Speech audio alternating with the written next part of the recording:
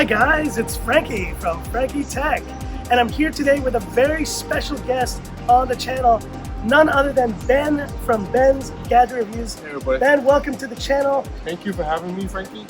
And today we're just going to do something fun here. I have a couple of questions I wanted to ask Ben, and we're going to just go down a list here of interesting tech-related topics, just stuff that I think would be really fun for this interview of Ben. So Ben, let's get started with the first question.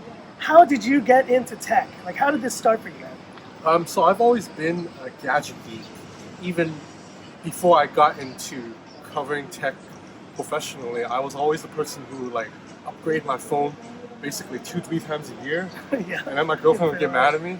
Yes. But so basically I've been a journalist, a print journalist in Hong Kong for about 10 years now. I wrote about music and movies and culture for a couple of Hong Kong magazines and newspapers.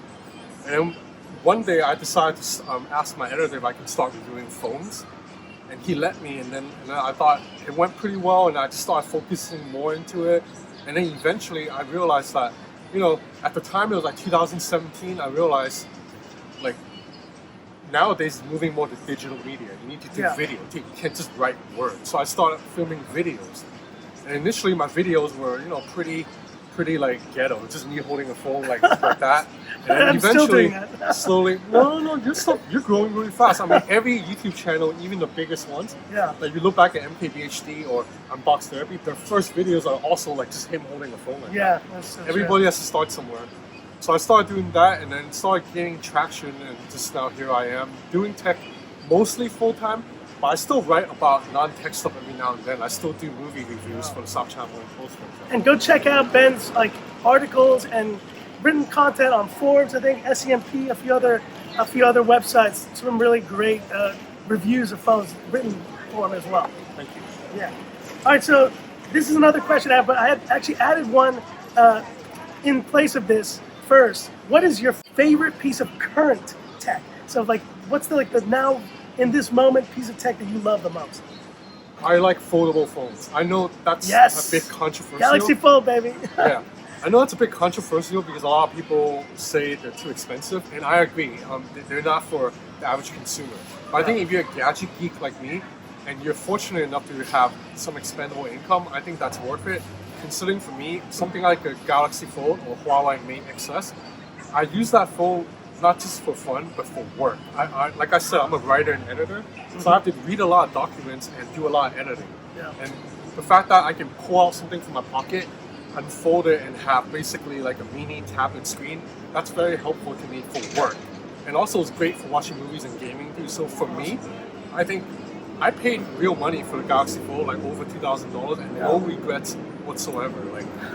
It's been so useful to me. Whenever I travel, that's the phone I hold to watch movies and do all types of work on it. So and I can tell you, man, I'm regretting having sold my Galaxy Fold. It's probably the biggest mistake I made all year. I love that phone. It's just incredible. Well, the good news is you can buy it back now for cheaper. I know, you can much cheaper than I paid I think, close to $2,000 US for that thing. Okay, and so besides obviously current tech, what is your favorite retro tech? So some old tech product that you just love, or that, just something that brings nostalgia back to you.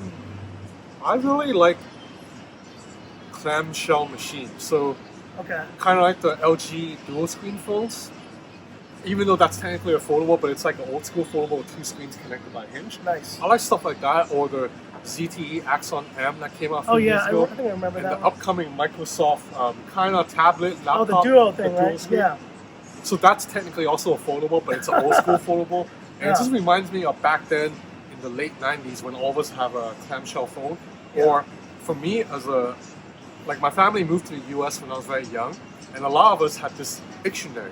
It was a little clamshell mini machine that you unfold with a keyboard, and it's an electronic dictionary. So that's awesome. Gadgets like that just bring back a lot of good memories. That's so awesome, man. And I actually before I started using smartphones, was always using this Nokia E71. I don't know if you remember those. It's like an imitation BlackBerry. But I was like, I couldn't afford a BlackBerry at the time, so I was like, at least I'll get this E71 with a little touchscreen. But it's crazy how things have changed so quickly now, man. It's nuts. Okay, so this is a fun question. I think you guys will like this one. You have to sacrifice one of these features on a smartphone.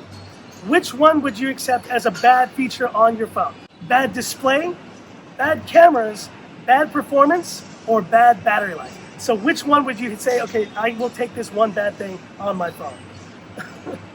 So the bad display, bad performance, bad battery life, and what's And the bad cameras. I think I would give up either bad battery life or bad cameras. To Okay. me, the display is very important because Okay. I consume a lot of media. Okay. That's probably my most important thing. And Yeah. performance, if the thing lags and That's so apps crash all the time, then that's useless. Like, if the phone is a bad camera, I can simply not take photos with it that much Yeah. and just use another phone. Or if it has bad battery life, then I just have to charge it maybe like twice a day or something. So Yeah. I think I can deal with that more than bad performance and bad screen. Agreed. I mean, display is so important. I mean, for me, definitely battery life. I mean, we've used phones in the past that have just terrible battery life. The Pixel 4 XL doesn't have the best battery life, but it's an amazing phone, you know? So there are great phones out there that still don't have those features, you know? So, all right, so this is a good one. What is the biggest mistake you think that people make when they purchase a phone? So, like, what's the one kind of just party foul? What's the one error that people always do when they're kind of looking at buying a new smartphone? Perhaps buy too much into the marketing hype. Okay. I think if you listen to only what the company tells you in commercials and billboards and on the company website, a lot of the stuff is slightly exaggerated. Like if you watch the Samsung commercial for the S20 Ultra, they'll show 100x zoom and it's like clear when that's not reality. 100x zoom on S20 Ultra is very blurry. And likewise, Huawei is very keen to point out the Leica branding on the cameras. And to a lot of consumers, they think the cameras are manufactured by Leica. When that's not true. They're still made in China. It's actually made by a company called Sunny Opticals. All they did was have a partnership with Leica, where Leica people gave Huawei some advice on how to fine-tune photos. I'm pretty sure 99.9% of the camera is still all made in Shenzhen by Huawei people. Leica's involvement are kind of minimal. So branding, it's a big part. So don't fall for it. I would say find 5 or 6 YouTubers or tech sites you really trust, watch them and listen to them. They will point out like this actually doesn't work and stuff. So Yeah, and I think another one for me is like sometimes people watch a lot of these initial reviews, and you know, being first, obviously very great for getting views, but sometimes if you don't use a phone long enough, there's a lot of software issues, right, that will happen kind of in the early life of a phone that you might just say, write it off already and say, oh, it's a terrible phone, like, you know, all that. Like, but you need to kind of give phones some time and the software to improve, because I think in many cases people are ready to just write things off, right, very quickly if they just see these kind of initial reviews, hands-on, you know, like hands-on review of a phone like 5 minutes after it came out. yeah, exactly. I think sadly nowadays, whether it's YouTubers or writing online, we need clicks to generate income. So everybody's trying to rush it out to be first, and that leads to a lot of misleading titles. So a lot of tech sites now, they do hands-on review, and that's just complete BS. When you test something, it's either a review or a hands-on. Like they're not the same thing. A hands-on is when you just test something for a couple hours or a day. Yeah. A review is your somewhat final conclusion after maybe a week with the phone. So if you see tech sites run hands-on review from the first day of using the phone, that's just clickbait. That's BS. True, very true. Okay, so this is a good one. What is the one spec or feature you wish you could add from iPhone to Android? And I don't know if you use iPhones occasionally. I use iPhone. So like, just thinking, what is the one feature? I know mine, and I might steal it from you. But now actually, we're starting to see something similar on the Android side. Has been AirDrop. AirDrop has been just an incredible feature. Is the reason why I actually use iPhone a lot for filming, because I then can AirDrop to my laptop or to my iMac, and I can just get going. So I wish I could bring AirDrop. I know they have a new feature like that just recently announced, right? Yeah. AirDrop is big for me too, but also I really wish Android phones can support the Apple Watch, because I think the Apple Watch is amazing. It's probably like the best smartwatch by far. Unfortunately, you can only use it for iPhones, and I don't always use an iPhone. So my Apple Watch sits at home like half the year. I wear it maybe 5 months of the year, and then the other 8 months is just sitting in my closet. Yeah. So there you get on an Apple. There you go. They're never going to do it. All right, and then conversely, what is the one spec or feature you wish you could add from Android to iPhone? I want the ability to place apps anywhere on the home screen. My Okay. most hated thing about iPhones is the fact that app icons have to sit from the top, from left to right, in a grid. Like you can't poop. I'll show you. So I have here an Android phone, and I have all my apps at the bottom of the screen. I like it because I use my That's a phone P45. one-handed a lot, and it's easy to Yeah. reach my thumb. That On an is true. iPhone, I can't really do that. If I want apps on the bottom of the screen, I have to fill the top with apps first. So I just really think that's really annoying because Yeah. we buy the phone. Why can't we place icons anywhere we like? That does not make sense. Agreed. Imagine if you buy a house, but you can't put the couch anywhere you like. The owner of the house says you have to put the couch in the upper left corner. It It's makes a good no point. sense. It's a Yeah. good point, man. And for me, it's definitely just like the file system. One thing I used to do on my Android phones, still occasionally do, is download torrents. I know it's kind of like a dumb thing, you know, like you download a movie and you're watching it and you're enjoying it on your Android phone. You can't do that on iPhone. There's a bunch of stuff. You can't download apps from third parties. You can't just do a lot of this stuff on iPhone. I wish it was just a bit more open like Android for those kind of like use cases. Okay, so here we go. This is kind of wrapping up here with these two kind of futuristic questions. So the first one is, who do you think will be the number one OEM, the number one smartphone maker by 2030?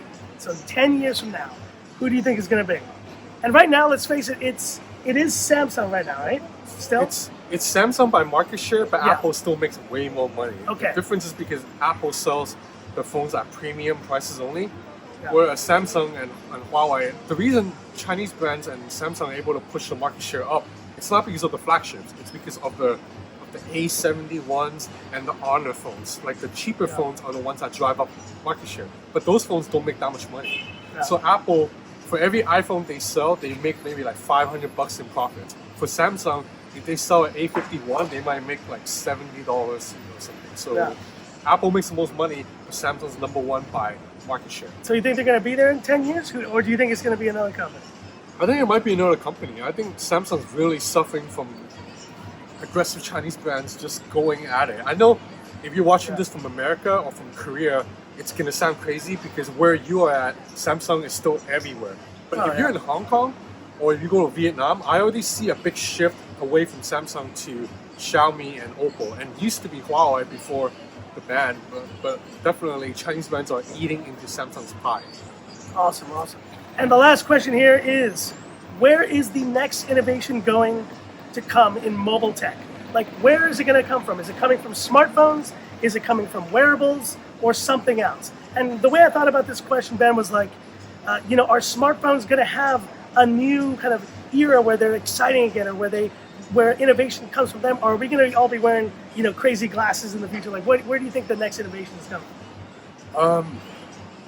I think people have been trying to make wearables a thing for a few years now, like smart glasses, smart watches, stuff like that. But I think ultimately the tech for that is still really far away. I think the reality that we can wear something that's not too bulky around our eyes that will give us smart information and we can just talk to it to do things like, open WhatsApp through my smart glasses. I think that's still probably 10, 15 years away. So if you're looking at the immediate future, I think the innovation is still going to come from smartphones or mini computers, the things we hold in our hand. I think calling it smartphones is beginning to be a little bit outdated. I think they're really portable computers. So I think foldables, as they get better, that's going to be a big thing. I think in 2 or 3 years, Apple's going to release a foldable, so we're going to have an iPhone that also is an iPad. I think that's I'd love going to to be a see game that, changer. man. That'd be awesome. It's definitely coming, man. Those of you guys doubting foldables, you guys will be wrong by 2025. And you heard it here from Ben, man. You heard it right here. So that's it, guys. And Ben, thanks so much once again for this awesome interview. I hope it was fun just kind of chatting about this stuff. And, since we're in these crazy times, I'll do a little elbow bump there, Elbow man. bump. Please don't shake hands. So. Thanks again, Ben. And once again, guys, thanks for watching this video. And go ahead and check out Ben's gadget reviews if you haven't already. You probably are all subscribed anyway. But go check out his video content, his written content. It's awesome stuff. And that's it, guys. That's it. So Thank you. Stay safe and stay healthy. that's right. We're going to put our mask back on. And anyways, guys, thanks for watching. And this is Frankie Tech signing off. Have a good one.